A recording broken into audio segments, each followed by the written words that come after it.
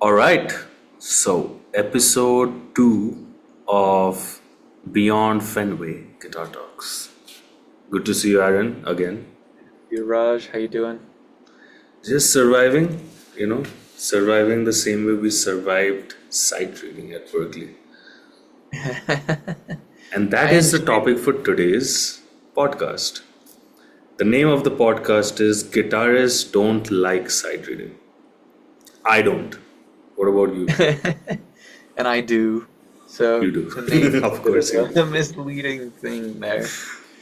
Of Yeah. course you do. So I think like for today, definitely most of the guitar talk is gonna come from your end because this is definitely something that you are a lot more well versed with than I am. Well, I mean, everybody had to do it in Yeah, college. I, To I some, think yeah, I mean the level definitely was like different for everybody. Like I knew people who could cite it yeah, like massive Debussy pieces, and then there's me yeah. who can read well enough, but not exactly the best sight reader, which is weird because I can actually sight sing, but that's probably because of your training. Sure. I Yeah, mean, do we count that in sight reading though? Is one thing that I always think about because, like, I think we do because um, you are essentially reading the same stuff. That's number yeah, one.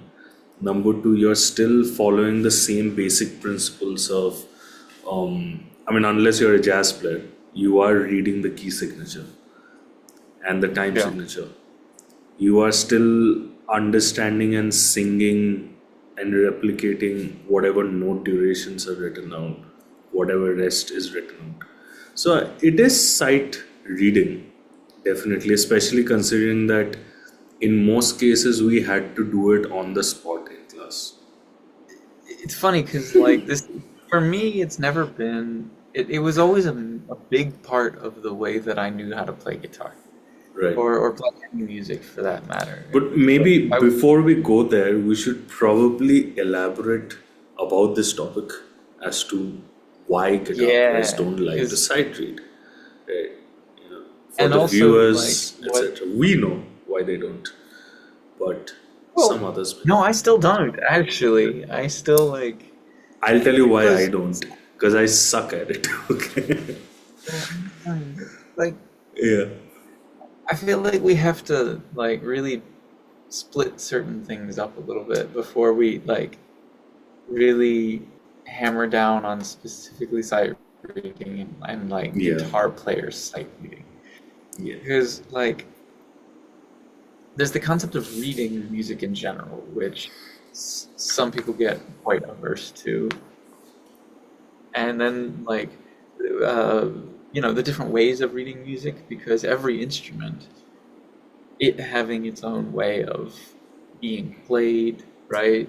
The Or range. some interface. Yeah, you can absolutely like. I mean, it's not a guaranteed thing, like because people think of tabs as like I listened all growing up. I listened to the you know about tab when tabs have been around as long as stringed instruments have been around. You know, like that's that's what people use to read stringed instruments, right? And then I like think we all did the stuff. lose you for a little bit. So I think what you probably But said was before you said tabs have been around for as long as stringed instrument. Can you just repeat that part? oh yeah, how like but yeah, because I grew up with like band directors and teachers who were just mad at guitar players for only knowing how to read tabs when it's like that's the thing that had been around forever. The fact that they can read anything is like just as good, Right. and I don't know. That's still a thing too for voice. I mean, there were different ways of writing that down, still are, depending on where you go. The Western classical tradition is not the only way to read music. But then the concept of sight reading. You know what I mean? Right. Like it plays a role, sight reading.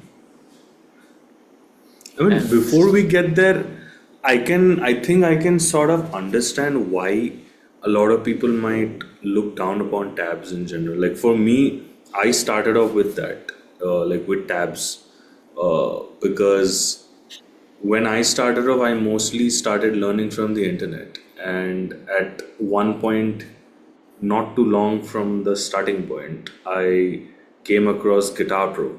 I'm sure you've heard of that software. yeah. Yeah.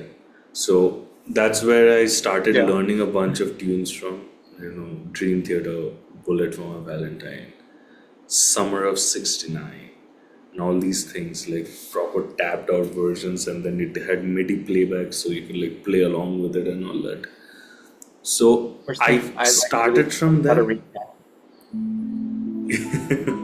but like that's what I started off with. Right. And then I had realized not too long from that tabs don't give you the exact rhythmic value of the like parts that you're trying to play, you know. Yeah. So I can understand why some people may look down upon it. Like I personally also feel that just reading or writing a staff is definitely a lot more accurate than writing things down on a tab. A tab, I Well, guess, is easier to visualize for a guitar player. another thing, I mean, again, this is still, we still haven't really gotten to like the whole point of sight reading.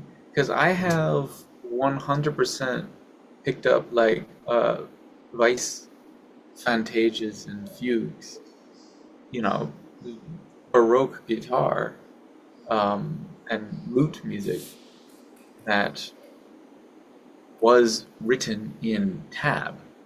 Right. How it was written, it wasn't originally written in staff notation, and like it had all those values to it though. It had the dynamic values, the duration, the tempo, all of that was still included in that writing. It's not that tabs, maybe the popularized tabs that we have like now for ease of reproducing it online or something like that, um, to present that issue, but well created tabs, and you can do it in your notation software. Hmm. And there is a reason to do it, even for people who are sight reading, like at least guitar and stringed instrument music. It's still, it's still that it can be that detailed if you want it to be. Um, Right. yeah. No, I'm And sure you then can. I should clarify. I'm not like in the end. I quite prefer the The old staff school stuff. notation.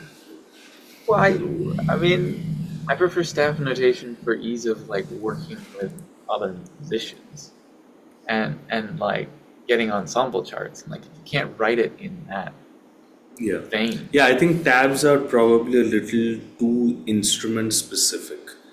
Whereas exactly. on staff, you can generalize it to a great degree. It's like what we're using, like lead sheets. Yes. Like that's what Yeah. I work with most of the time. I don't work with scores at all. So when Yeah. I'm working with the lead sheet, it's giving me the general idea of a tune. Like be it a standard or be it my own tune or like if somebody else's written tune. And then usually everybody just comes up with their own part on stage, at home, in the studio, whatever. Yep.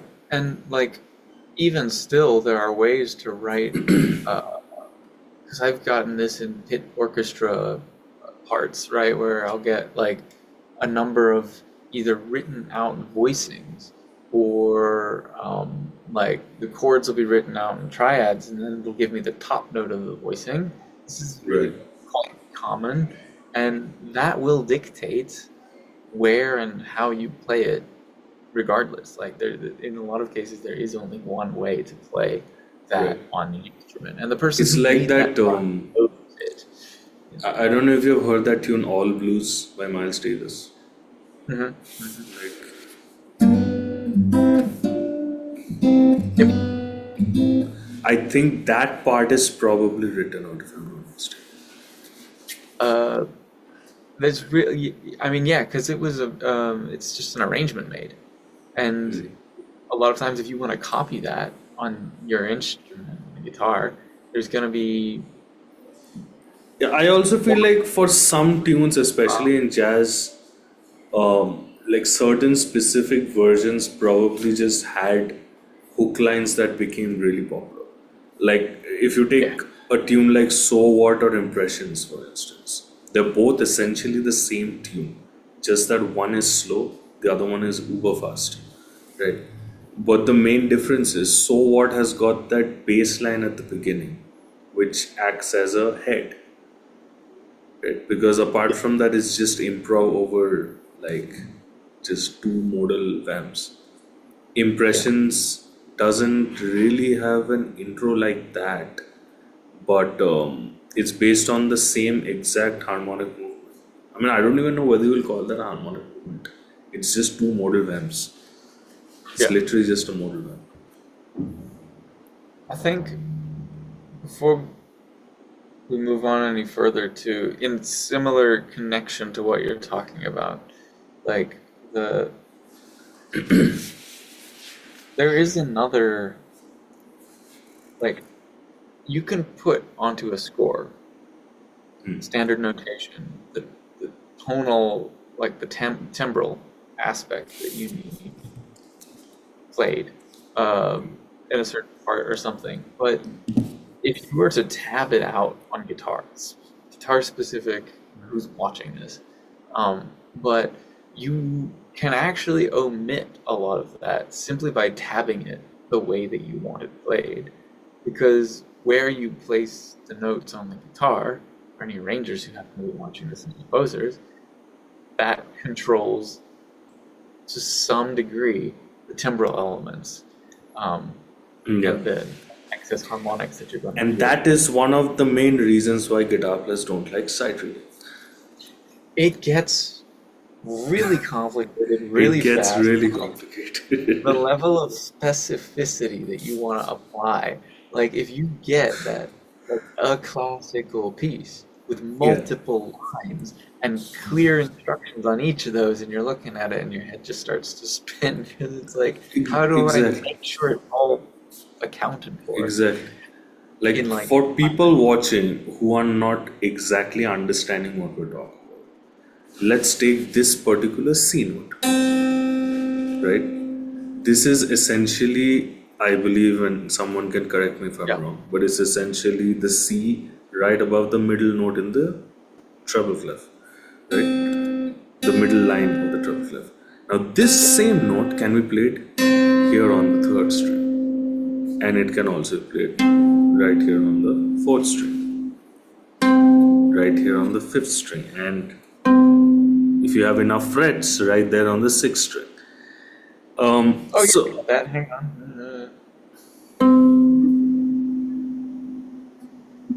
that's not right. yeah, but either way, it's the same exact pitch. But as you can see, while we're moving around like that, it changes the overall timbre of the sound. Especially, I mean, I have flat wound strings on this, so you can probably like I think it's a little bit more just you can really hear the difference really easily. This Yeah, sounds pretty shrill. This has a little bit more body, bit more body, and the most amount of body. Right. But the thing is, when it comes to sight reading that note on a guitar, right, the main challenge is since you're doing all of that in real time, you yeah. pretty much have to at least read a bar or two ahead and strategize your position on the fretboard, you know. I've Right. always taken a little bit of issue when some, only a little bit, when like brass players come up. And like, yeah, because I actually have to like know, know what things sound like when I play and read Right. and all that stuff. As you know, whereas a guitar player can just positions, and it's like, yeah, until you're getting like a piece that appropriately utilizes the range of the instrument, Right. at which point the position you play in is either going to be dictated by the tonal elements that you want, or just the range that you need to facilitate. And if you're not looking for that, sight reading. You're not like nailing the sight reading part Exactly. of this. You know, it's like that's gonna play into the level or whatever of your sight reading if you want to be academic Yeah. about it. Like I feel I'm still pretty bad at sight reading in general, but while trying to sight read, because as a performance major, I did had to do all 8 levels of like proficiency, right? Yeah. And it gets pretty hard. Like once you cross level 4, shit gets pretty hard, man, over there. Right. But I in the process, I did find a few shortcuts which some of my teachers had taught me. Like for example, identifying specific inversions in both closed and spread triads.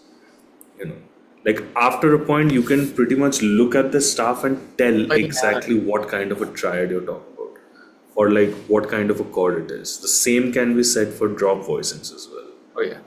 you know so chords, like, at least telling what inversion you have to play was comparatively easier than really deciding where to play a specific melody note.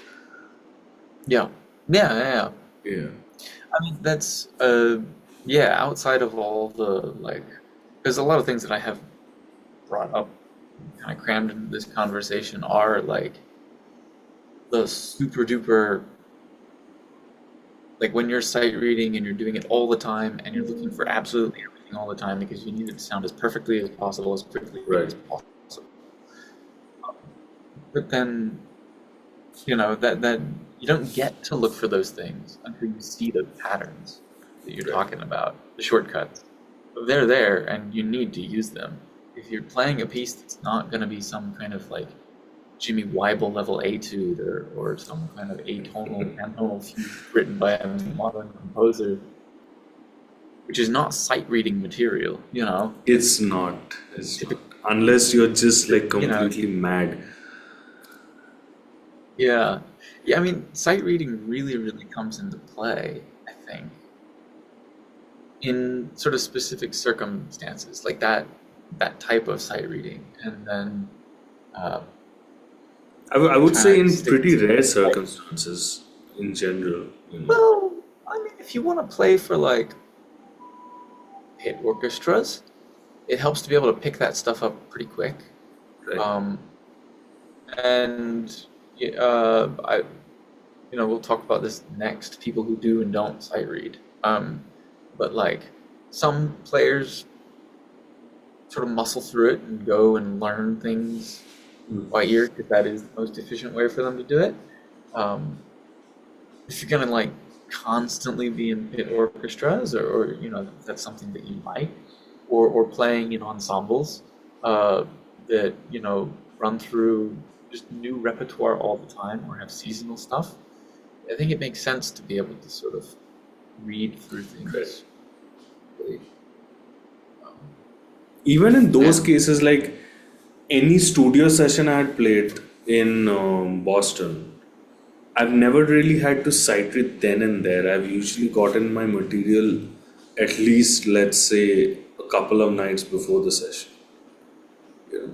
Yeah. And anyway, before they hit record, they give you a little bit of time to just go through the material and you ask the arranger, like, if you have any queries, that is, you can just go up to the arranger and ask them about it. And then you Yeah. hit record, and then whatever your best take is, they take that. And yeah, so in that sense, the pure sight reading.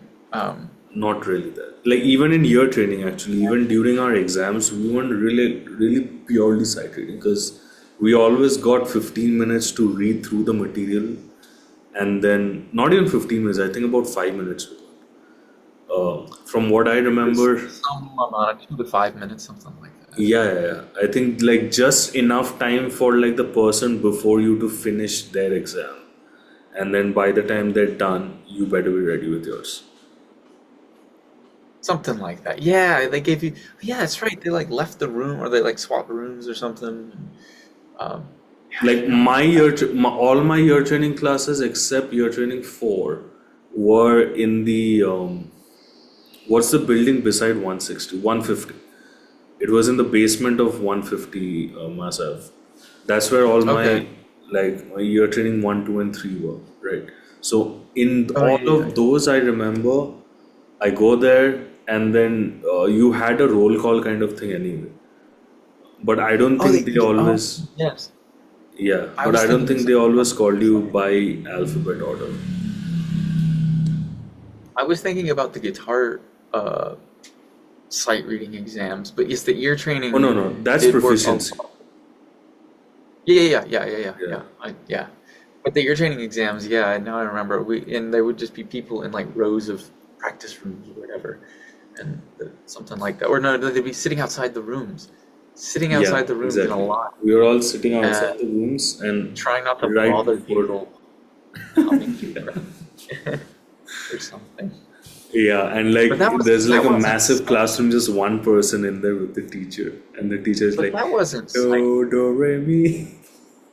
Yeah, that wasn't sight singing. I mean, I remember the thing I that I think was mean, what like I'm that. saying is that's the closest we have been to sightseeing, essentially. Yeah, I get. Yeah, no, didn't you actually have to sight sing? Like, you were given something to Yeah, but we quietly look still got like for. 5 minutes to go through it. So basically, what they used to do was, let's say they would give you a sheet. It had like around 8 to 10 examples, if I'm not mistaken, and you go Yeah, through that, and any one of them they could ask. yeah, And then they apart could from pick. that, you had pages assigned from the year training books for your midterms, Yes. finals, etc. Right? Yeah. Yeah, Okay, so that it was sounds a right. mix of that, and then like the teacher would also like play their own thing, and then you have to identify things. And then there Yeah, was a that was. separate exam for transcription. Yes. Yes. Yeah. Okay. Yes. That was for the sight singing, but for the sight reading on guitar in the proficiencies, that was a thing where you, if I remember correctly, you had to. You were in the room, you were going through the proficiency, they give you the sight reading material. Yeah, Everyone would be similar quiet thing. for You like had like five two to minutes. eight examples. Right, but it was a thing where they'd only give it to you right then, and you couldn't Yeah. practice it in front of them. Everybody would just wait, and you just kind of look at it for a minute.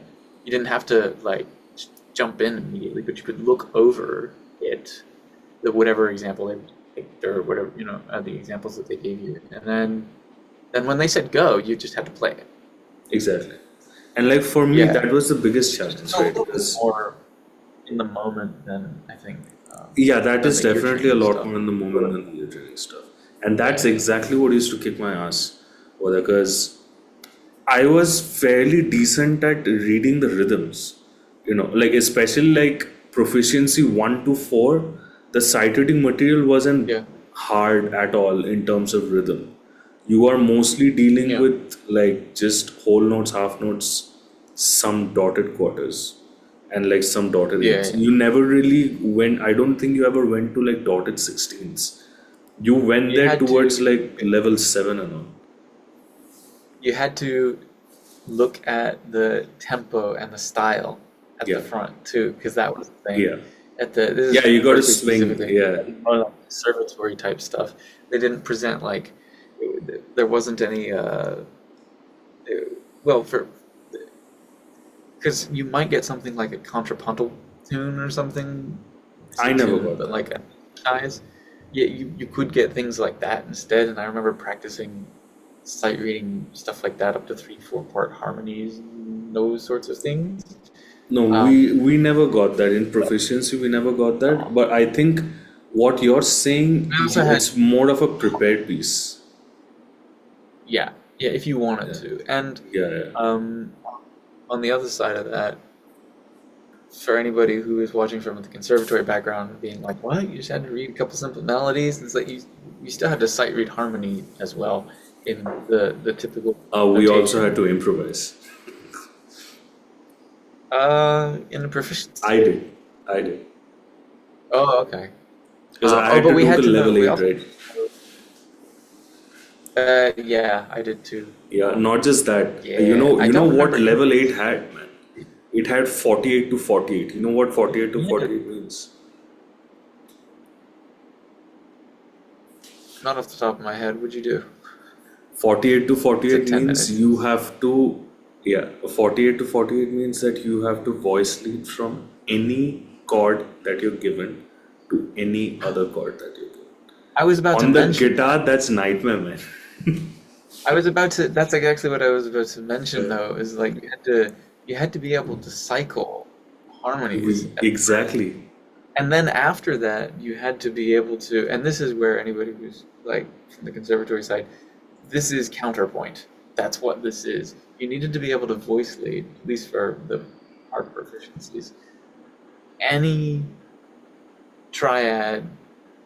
Either we say closed or Yeah, spread, it could be spread or close. Yeah. and you needed to voice lead any one to any other one. Yeah. And we For also had to voice lead drop chords as well. Like, yeah, I yeah, think in level it's 7 and performing. level 8. Yeah, but they didn't. I don't think they went into like. I don't remember having to voice lead mm, richer harmonies with uh, like hybrid chords and polychords and stuff like that. But That's because, see, yeah, any drop chord is essentially a hybrid chord. yeah, It's you can essentially look a at it stack that way. triad. So that's why in proficiency for guitar specifically, we don't see that because we don't really have enough range. Yeah, and you're supposed to be able to recognize things like that, anyways. Like if Yeah. you're gonna We had that in year training 4 say, and we too had it in quiet when harmony you're 3 and reading. 4. Yes. Yeah. Yeah. That's That really was wild. fun. I enjoyed that. So I was thinking of like uh, still based on the concept, because what we're probably going to get into in a little bit, like we're pointing out a lot of the academic stuff, but then like the concept of sight reading for the purposes of the rest of this video, I think we should view it as not just reading at any level, although I do have something to say about that. Um, and I'll just make my position clear. It doesn't make you a worse musician. Anybody who has that Yeah, paradigm, yeah, yeah. It has nothing to do uh, with your level of proficiency, of course. right? And being able to read at least a little bit more tabs, chords, staff notation, some system that you come up with, nobody cares, right? Being able to read something doesn't make you worse. There's nothing wrong Yeah, with that. it's You know you're what I mean? essentially like I feel like just to add to your point, I feel it's like one of those things which are very important to have like a visual understanding of what you're trying to learn or what you're trying to add to your vocabulary, you know. Like Yeah, to me, the staff is basically that. if you're writing in only fretboard diagrams, like to Like me Ted that is Green. reading something. Yeah, yeah. Like, I mean, I still have a lot of the, I've got Nick Goodrick's and Tim Miller's books. Um, and that's a big part of it. Like, and yes, they would be the kind of people who's like, what are you doing not learning staff notation or whatever? But we don't get to ignore that. And that's definitely Tim Miller's paradigm on that, where it's like, you can't ignore the putting to something the beyond just the tactile approach to the instrument, Right. with obvious and clear exceptions, but even those who would not be like able to see will still benefit from understanding the fretboard in some other way, um, and being able to learn things on the fretboard, ideas from other people, and so on in some other way. Or just So yeah, documenting your own work. exactly. Yeah, keeping track of your own process and that sort of thing. Like I don't, nothing about reading as a concept makes anybody a worse musician. I think everybody should embrace whatever level of reading they feel necessary. Yeah, and I think this is like a very like important point which a lot of people really um, they mislead other people with this, in the sense Yeah. there are enough people out there who will speak against music theory, reading and writing staff notation, but Yeah, like really, no, vehemently. it does not have any It's bad effects on anybody, unless right. you are just acting like a freaking parrot. You know what that means? As in, like, you're just copying and pasting. That's what parrots Yeah, often do, right? They but will even mimic the owner, that. or like they'll mimic people around you. Oh, you mean like in like personality as well, not just playing? Yeah, exactly. So unless you're Oh, doing that, I think you can get a lot of good things out of staff notation. I mean, you can get good things out of that too. Just that the whole point of learning staff notation is not just that. That's all I'm saying. yeah. And staff notation being a way to read things is just a really specific way of reading and documenting music. And it's the specificity is sort of it's the good part about it because suddenly you can work with all the other instrumentalists who are Yeah. sharing that, right? That's kind of the point. And, yeah. But as far as sight reading goes, can we say for this video we're sight reading staff notation? Yeah. I think we specifically are talking about sight reading staff notation. Any other form of sight reading, we are not touching base on that. Mostly because neither of us do that. Neither do we know anybody else who does that. Yeah. So, Yeah, I know. Yeah, I right. don't know of anybody who's like really out there sight reading guitar tabs. Um, Yeah. like I sight like I reading. said, like that's the first point I made, right? That tabs are, at least like the modern tabs, are not as accurate of a representation of the music as a staff is. Yeah.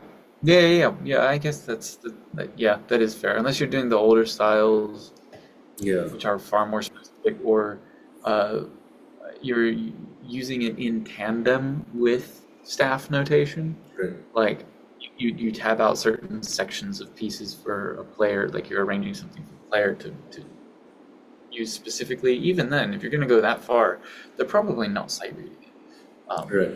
You know, sight reading really is that in the moment. This is probably the first, the second, but certainly not the third time you're playing it. Um, you know what I mean? Like you may Yeah. have looked at it sometime, but you're playing it for the first or second time. Any more than that, you haven't practiced it. That's sight reading, and Yeah. that's Now I think what we can actually talk about next is yeah, some players, like well-known guitar players, who can or cannot sight read. You know. And again, like anything, I think for the sure. viewers, whatever we mention over here, don't quote us on it, because you never really know who can actually sight read and who can't. So don't quote us on it. But So much. I think all of this is just speculation.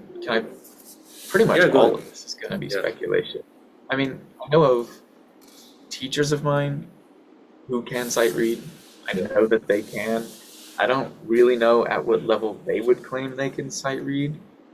I would claim to be a medium level sight reader because I haven't been super duper practicing it. And that's one thing that you actually have to keep practicing. yeah, It's like it's one of those aspects of guitar playing that like sure your ability to play the guitar might not drop below previous levels, but like the sight reading thing definitely can. If you're not doing it all the time. Um, yeah, so it's speculation, total speculation. definitely. Now, on that And whatever um, somebody we note, one of the first names that comes to my mind is Steve Lukather.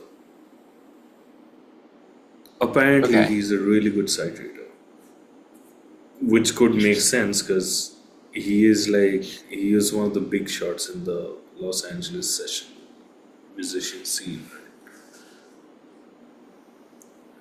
I could see Him, that being Larry quite a unique. Carlton. Yeah. Oh, yeah. I would bet money Larry Carlton can read. I'm sure he can. Like, Considering the properly number of sight sessions read. he's played. Like I Yeah, know it's like show up. Greg Howe definitely can sight it. I'm fairly sure. I, yeah. Uh, I'm just thinking about teachers of mine that I've had, that I have witnessed sight reading.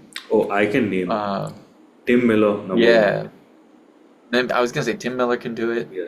To an David incredible degree. Kuzinski. Oh Cheryl Bailey. I don't know what man, she's saying she's a about. really good player, man. Oh yeah. She's a Like, really good player. oh my And she's goodness. just such Yeah. a happy person, man. Right? Oh yeah. She had no patience for my nonsense. I I because you know me, I can get like kind of uber serious when I'm with Right. teachers and stuff like that. And she made her uncomfortable, made her very uncomfortable. She was just like, dude, could you just like get your crap together and like do this, please? And I would always be sitting there like, yeah, No, but learning she's a really, really good player, man. excellent player and can read, especially like language she's familiar with and known for just better than. Bebop. She's a proper bebop player. Whew. Oh yeah, so sight reading, yeah, way up there. I'll give you one Yeah. more name, which is odd, but I've seen this guy sight read to some degree in front of me. That is Joe Stump. Ah, You remember Joe Stump, right? The yeah, I neoclassical. used to see him in the Man, hallway. he's a really freaking good player. Like I had taken Yeah, one semester of lessons with him. Like I had him as a like private instructor, right? yeah. And he had once told me about how he grew up. He's literally from the time where he used to like put on a cassette in like one of those like tape recorders and rewind, learn it by ear, transcribe it. He even showed me like handwritten transcriptions of Gary Moore solos that he had done in the past when he was Oh, younger. And wow. he's from New York. So apparently he used to play a lot of jazz back in the day. That doesn't surprise me. Yeah. That And he knows he's harmony. practicing. Like he knows all of it. He just I shreds, that's all. mean, yeah, like that doesn't surprise me at all because people find their way to that sort of shredder stuff all the time. Yeah, in the When they've already weirdest got ways. like the skills for improvisation and for Right. harmony and um for reading, all that stuff. You know, people just find that's a fun thing to do because you're always pushing yourself technically when you're doing that. You know, there is no Right. point at which, oh, that was exactly how I wanted it to sound, or that was, the perfect take. I mean, you get those moments done, and it's like, cool, on to the next one. Right. It feels good. Yeah, definitely everyone's journey works differently for sure. A lot of the like cats who would play, say, comparatively like smaller gigs, but really play a lot. I'm thinking Jumbo Boyan. Did you ever? No. But That's I don't David Gilmour, not the Pink Floyd, the jazz guitar player David Gilmour. know. Yeah. Yes. Yeah. He can sight read. He can Uh, like really sight read. Interesting.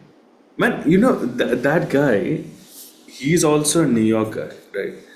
But he Yeah. travels from New York to Boston to teach at Berklee and then goes back, plays a gig the same night, and then goes home. That's wild, man. Imagine how strong you have to be to do that. And he's not exactly Just young, make man. sure you set up. Oh, that's the see. For me, that has always been the dream, to be in a place where like I'm just allowed to do that, but also kind of safe we're doing. I figured, and like, anyways, yeah. Like, I am very much allowed to do that. It's just that I don't particularly live in a place where I can. Exactly. Yeah. But Yeah. Anyway, all the back to the topic: you people just who could read and who can or cannot read, like cannot people sight who read. are busy reading, you know what, actually, you would think, and I'm going to do a bit of a generalization here. This is obviously not true of all people who play or have dedicated themselves to classical guitar. Right. But my word, it never ceased to amaze me, like, that I would run into so many genuinely very skilled classical guitar players, especially during my time in Boston, who really couldn't sight read well. Um, Right. I mean, and but it was I'm like sure they I was could always at least amazed because I'm read like, well, right? playing, like, not improvising. Hmm? Like, Sorry? I'm sure they could read pretty well. Yeah, I mean, it wasn't like they were. Like, Yeah, they were not. just not sight readers. Like, they were good at reading, like music in Yes. general, but they were just not good sight readers. Yeah, like that's like saying, yeah, they knew what all the like squiggles on the page meant, and then they would go and sit home and I don't know, think about it before finally putting it on the instrument. But it was like, Right. but it's not like they were improvising. So I Mm. was always like, how do you like, what are you doing? Like, uh, not saying that anybody there needed to be like a professional jazz guitar player or like GB guy going out and sight reading absolutely everything, but like it was just one of those like surprising moments of like, wow, this is a little bit too, what's the word, pigeonholed, right? Mm. It's too one track minded for me to like really get behind. Like, I can't hang out with you. Like, you there's some element of Like, I musicality. can't hang out with you. I didn't mean it. Anyways, that's not. I wasn't gonna hang out with them anyways. But like the people that I ran into, I think that's the most elitist thing you've said so far in this podcast. I didn't mean it. Like, Wait, I didn't. on that note, guys, if you like what you're watching, please consider subscribing to both of us, either of us, everybody, whatever, and liking this video and sharing this video. And of course, if you want to be part of the conversation, feel free to comment down below as well. You can also tell us what you would like us to talk about, because we're both music educators, we're both performers. So, if you feel we might know certain answers to your questions, write down your questions below, and also write down who that question is directed to. You know, if it's Yeah, both of us, say both of us. If it's Aaron, say Aaron. If it's Subharaj, say Subharaj.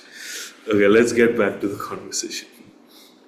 yeah, yeah. I'd love to hear some questions if people have them. Yeah, Because yeah, it's not like what we're saying is uh, necessarily borne out by like real studies of particular things. It's very much our experiences with this. But yeah, my experiences with some, especially, we'll clarify, younger student players. I was just surprised sometimes at seeing how little effort they really put into not just other musical styles, but being able to read on sight. right. It being the thing that, like, the main source of their repertoire acquisition and that sort of thing. Right. Uh, I guess jazz guitar players in the same like same vein. I was less surprised that they weren't as great at sight reading, because their They are great repertoire. at sight reading lead sheets because that is something jazz players are expected to do in general. Yeah, But when we are talking about sight reading lead sheets, even that is not 100% sight reading.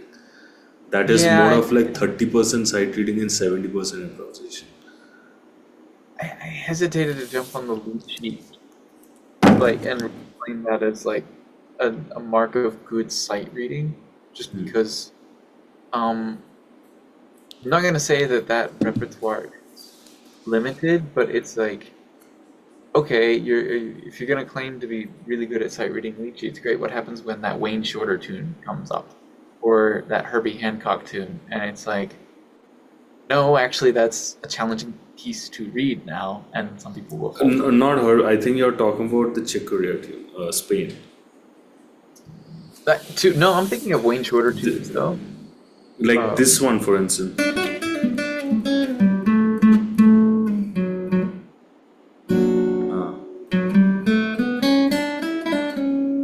Like this part is still I wasn't okay, thinking of that. but the next part, like this part, is harder to sight read.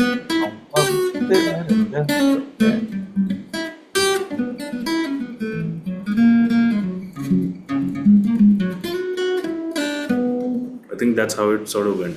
That is gonna be hard to sight read at that speed. Like, it's just not happening. Yeah, well, I wouldn't want to do that. I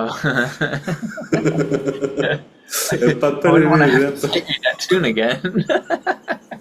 I know that tune. I wouldn't.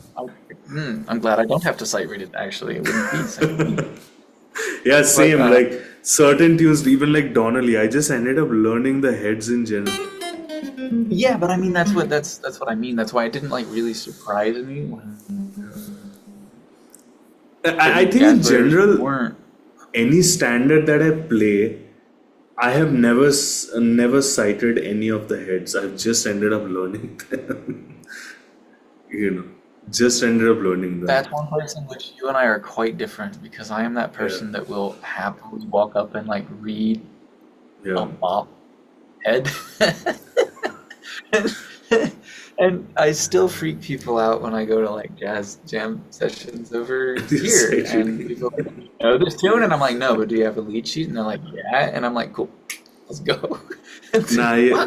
The thing is, jazz tunes usually, like any standard, no head is, at least no head that I know of, is longer than a minute and a half, maybe 2 minutes, maybe two Right, and a yeah. half minutes, you know.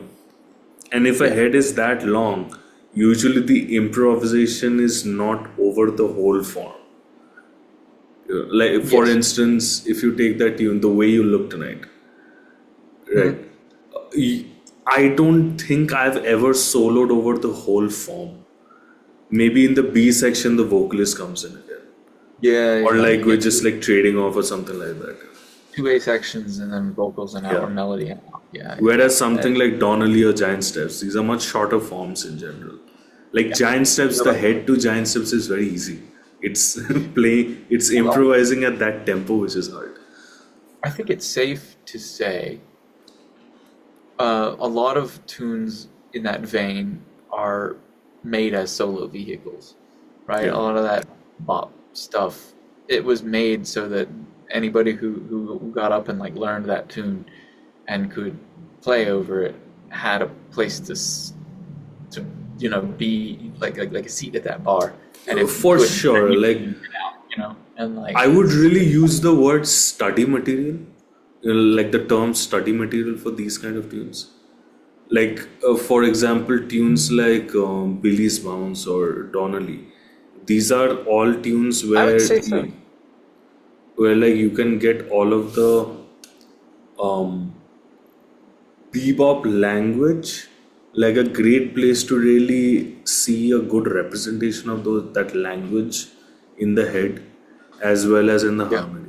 So that's why like I'm using the term study material over there. I think now we can look at it that way, but in its conception and its origins, it was made as Yeah, something to weed out for the, sure. Yeah. I don't want you hanging around my bar kind of thing.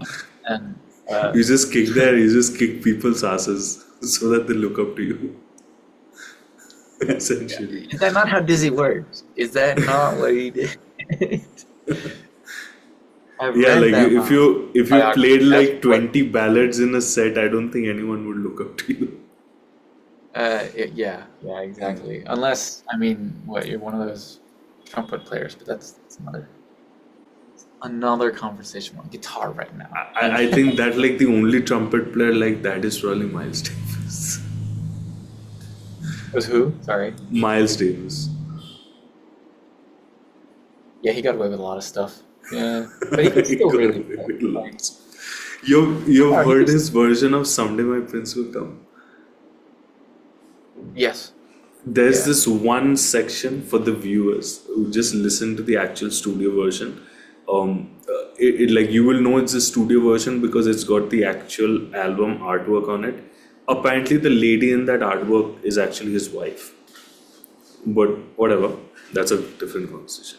So now, Oh, yeah. once he starts soloing, I don't remember exactly in which chorus of the solo. Maybe in the fourth chorus. I mean, someone can correct me if I'm wrong. But he makes this one mistake. You will hear it. You will definitely hear it. But it still sounds good. That's the thing. Just because of the way he resolved it. And then I have. the whole head was just like laggy. You know what I mean? The whole head was Yeah, just laggy. I have his autobiography. I'll send it to you eventually. Yeah. You should read that. It's so good. I have actually But read his autobiography oh, you did. Never mind then. Sorry. Yeah, I'm because just thinking about that as you're saying this stuff. I'm like, yeah. no, because there's a Miles Davis biography class at Berkeley. I had taken that. That's Nice. why I know like so much about these Miles Davis solos and all. Because like that guy, he was such a huge fan of Miles Davis, and he's a really good teacher. That he literally used to walk like there. He literally used to walk like that.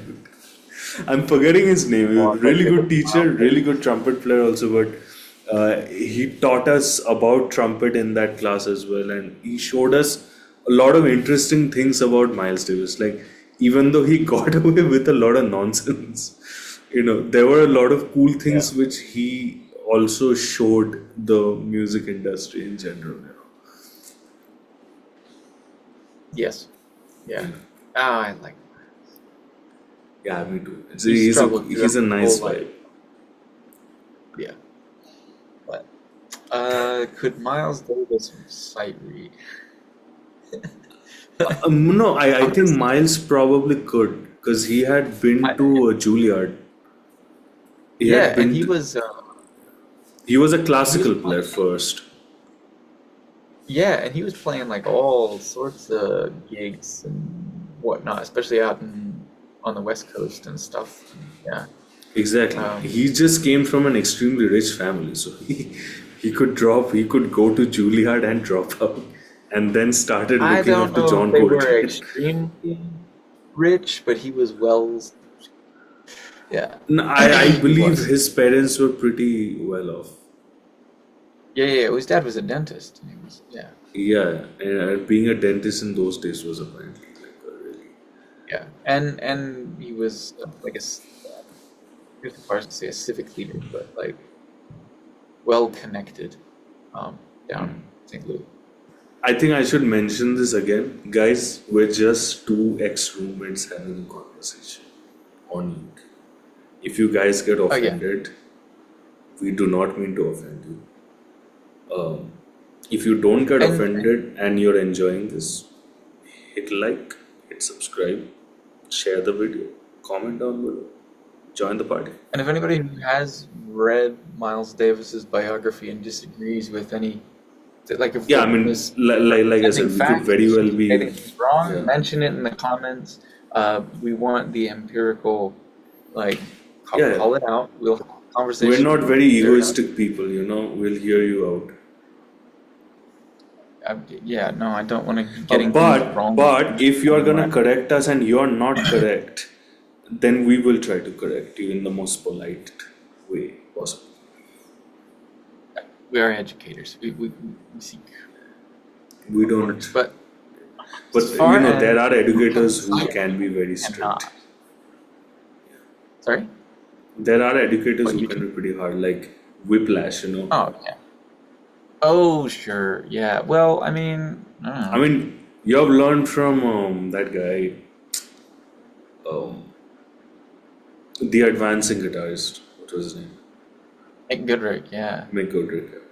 Mick Goodrick is Yeah. A known for fine guy. being extremely straight ahead, like straight up, no But I liked BS. that about the way, like, I really did, because it was always, I still use, like, mannerisms that I've learned from him in the way that I teach students now, whatever I happen to be teaching Yeah, them. for sure, I'm sure he wasn't like whiplashing you, you know, not like the movie No, Whiplash. Yeah, I've never seen that movie, but, like, the idea of a teacher becoming physically like violent. violent. I don't. That's not realistic. Like that's what the movies No, sort of showed.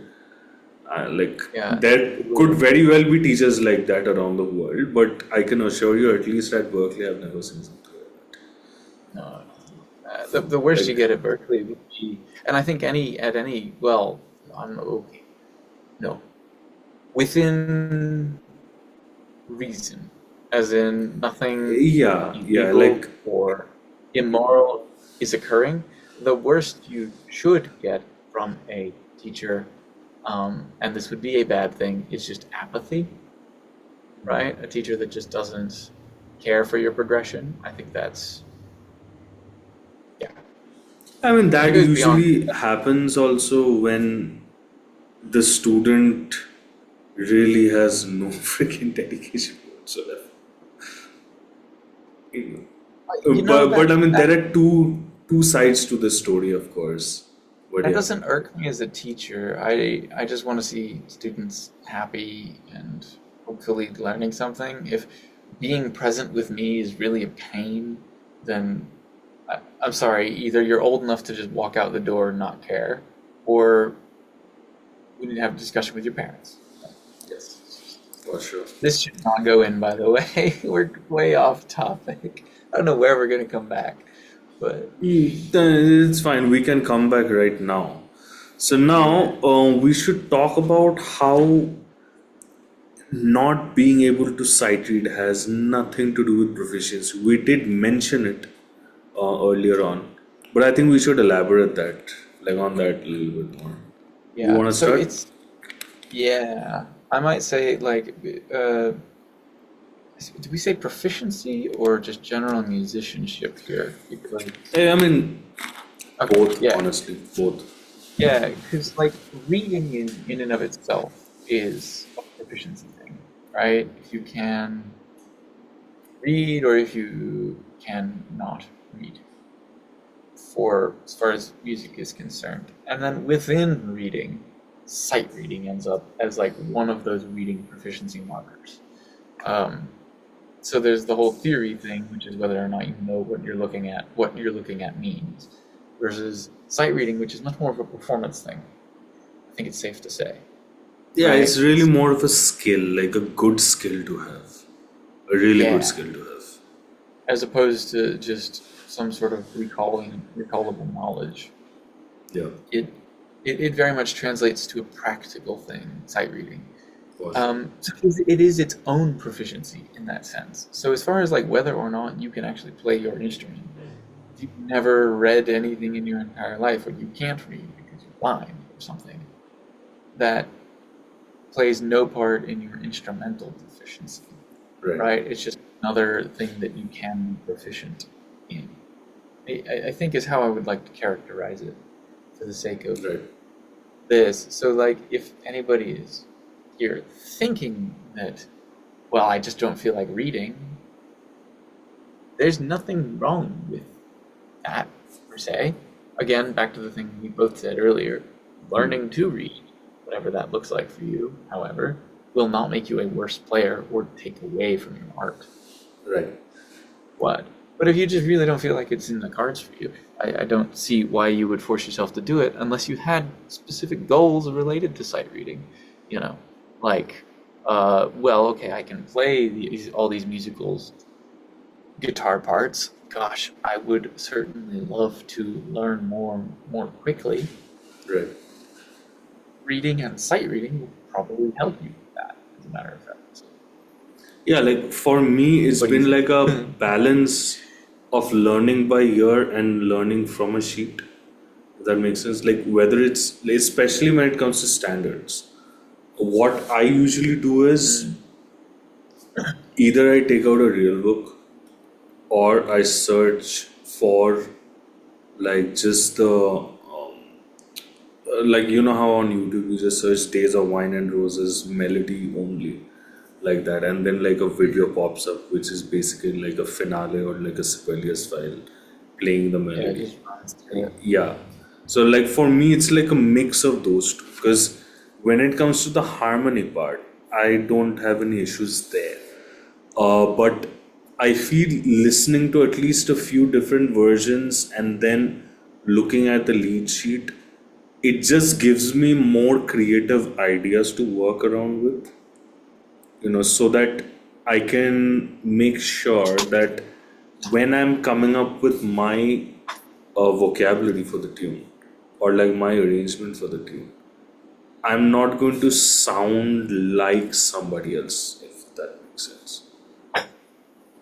Like it just gives me like enough ideas to interpret things on my own way, in my own way. Sure, I see. Yeah, that makes sense. And that's a good, I mean, if that's going to be the level of sight reading that you end up using, I think that's great too. I'm not saying you specifically, Raj, I just anybody Yeah, I think any that's like a way more minimum fun, but like, amount. I think that's like a minimum amount that really anybody who's a serious musician should have, though. and I Yeah. mean, I think that's a great usage for anybody who's not too. Like if you're just, a much more casual, I like to play my tunes or I enjoy getting through bebop heads, um, or or even just I like to play my whole thing, but you want to expand repertoire or pick out new ways to arrange songs for you and your friends or something like Or that. even just create teaching materials. Yeah, or as a way to teach yourself. Like it's just a method of learning. Very much, I mean, I really do liken it to as far as repertoire and um, vocabulary is concerned, and like and what that means for different styles, because it's not distinctly jazz term, right? If you're going to learn more stuff, it gets so much faster. Just being able to read, even at that level, just find the simple melodies, because that's really all it is. It's just the more complicated things are melodies stacked on top of other melodies, at least in the Western Yeah. classical, way of writing and reading things. And again, it comes, if you're going to find other methods of writing, let it be that. Find places where you can read that, and sight reading will help you learn more quickly. If you're Right. interested in doing more songs, or So I think we've reached a point where we should now conclude can I say one this thing. thing though? Yeah, go ahead. And you brought it up earlier, briefly in your spiel. I think it's worth doing the like flip, because this is really important. If you're someone who can only read, and I brought up those classical players earlier that a set of classical musicians who might get stuck on the page. But even if you are really good at sight reading, but that's all you do, and you don't really get why the things sound the way they do, or how, maybe not even why, because that's more of a theory thing, like how it's going to sound. You're not doing the ear training, you're not spending the time away from the page on your instrument trying to make something sound good. That's also not good. You know what I mean? Like it's just you can't Man, like, ignore that. I would really call it a problem. Like, Yeah, exactly. that's It's a like problem. I hesitate to say that completely no reading isn't a problem, but we've already kind of established that in some way No, it it is helps. It broad helps. Like, aspect of totally. what reading can be and is. yeah, it's actually a bit of a problem if you're not reading at all or applying any theory or connection. Like, Um, you know what's interesting? Like, I don't like sight reading, right? But I like creating materials on this stuff. I like yeah, writing out my tunes as a lead sheet, you know. I actually enjoy that process because when I'm done with it, I'm like, look at that. That's what my tune looks like. And then I give it out yeah, to some other people and then I play that live. And that's just like a completely different feeling, that how you have documented something on a piece of paper, digitally, for me at least. I don't really handwrite anymore, just use like Muse code or something. And then like giving it to a bunch of musicians and then you're playing it live and then you're hearing it like played by real musicians instead of just a MIDI playback engine. It's a different vibe altogether. And similarly with so lesson materials, you know, you've written something out and you give that to a student, and then the student is trying to make sense out of it or asking you questions, and it really adds to the whole joy of being a music educator or performer in general, or a composer, whatever. as a student, like, you know, I when teachers gave me projects to write that I would go into class and my teacher would play, quite enjoyed that too. Like it's a Yeah, beautiful way of sharing things, and sight reading is playing a part, right? If you've only got that lesson and that's your homework assignment and you bring it in, and your teacher can sight read it, and you want to sight read something that your teacher writes, or you know that, or you just write something random and sight read it and see what it sounds like and appreciate that as you go through it. If you know, I mean, if you're trained as a composer, you're writing things and you know what it sounds like as you go, but like if you're not there yet, exactly. it's a fun experience. It just really is.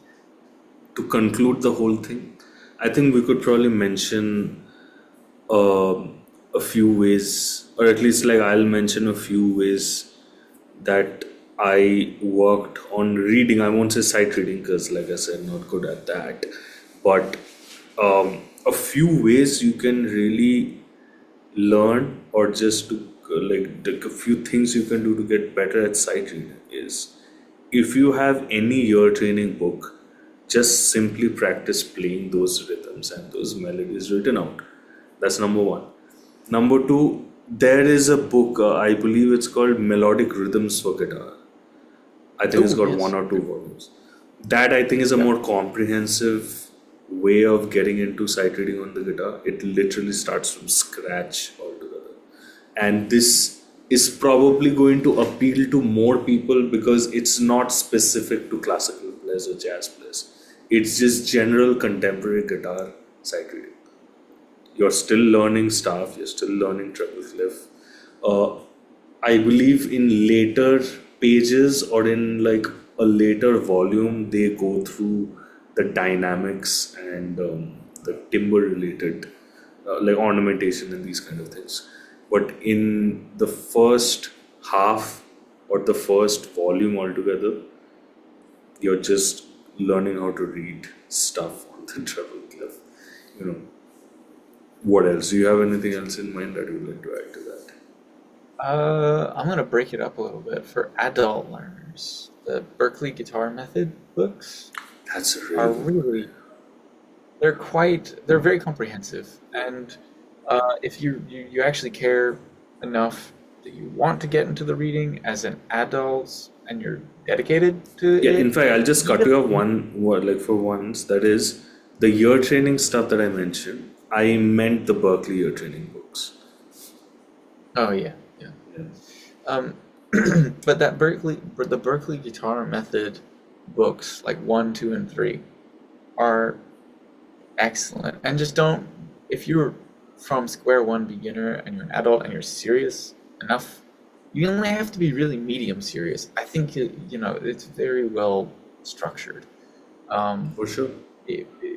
you know, and you just take your time with it, and you don't like force yourself to do it 3 hours a day and then put it away and not look at it for 2 weeks. Like you do it for 20 minutes every day. Yeah, you're gonna read. Whether or not you'll be like a sight reader is for question, but you know, Yeah. you're gonna read. Uh, And on that I have note, more for children one time. Yeah, but children we is could, different. but yeah, we will I, conclude it for today right there. Guys, thank you for watching.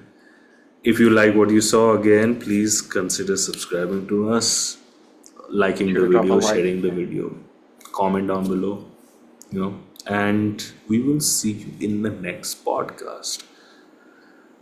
Goodbye, All everybody. right. Goodbye, Aaron. Bye, everyone. I'll see you soonish. Bye. Ciao.